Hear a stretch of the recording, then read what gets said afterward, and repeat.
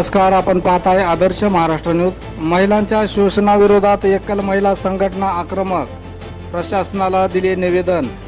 समाजातील महिलांवर होणाऱ्या लैंगिक शोषण, अंधश्रद्धा व बंधुगिरीच्या वाढत्या घटनांच्या पार्श्वभूमीवर एकल महिला संघटनेच्या वतीने जिल्हाधिकारी यांना निवेदन सादर करण्यात आले। संघटनेने दिलेल्या निवेदनात महिलांवर होणारे अन्याय, अत्याचार व शोषण रोखण्यासाठी कठोर उपाययोजना करण्याची मागणी करण्यात आली आहे।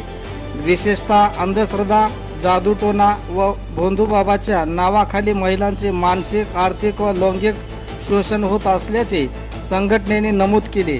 या निवेदनावर हजरत बिशेख, भाग्यश्री रणदिवे, अम्रपाली तिगुटे, सुरेखा गोटमुकले, द्रुपदा गवळे, वसुंधरा चिकटे, आयशा मुजावर, रेश्मा तांदळे, ज्योती तांदळे व कविता भालेराव यांच्या स्वाक्षऱ्या आहेत। संघटनेने प्रशासनाकडे पुढील प्रमुख मागण्या केल्या आहेत।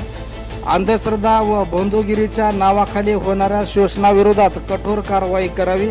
अशा घटना टाळण्यासाठी दीर्घकालीन प्रतिबंधात्मक उपाययोजना राबवाव्यात। महिलांसाठी कायदेशीर साक्षरता व जनजागृती कार्यक्रम आयोजित करावेत। अंधश्रद्धा निर्मूलन कायद्याची प्रभावी अंमलबजावणी करावी।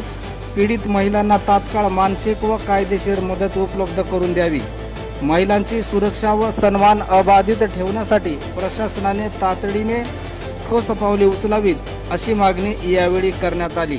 असेच नवनवीन अपडेटसाठी पाहत रहा आदर्श महाराष्ट्र न्यूज।